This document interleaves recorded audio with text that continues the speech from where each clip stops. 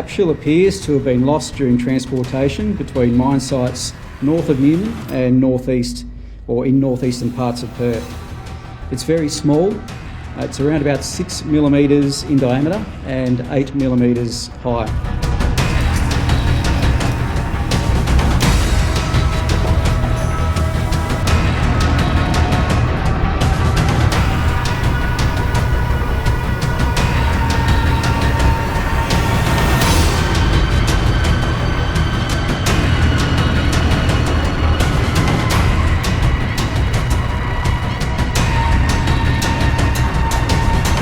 Our concern is that somebody will pick it up, not knowing what it is, think, oh, this is something interesting, and keep it, put it in their room, keep it in the car, give it to somebody else, not knowing what they're actually dealing with.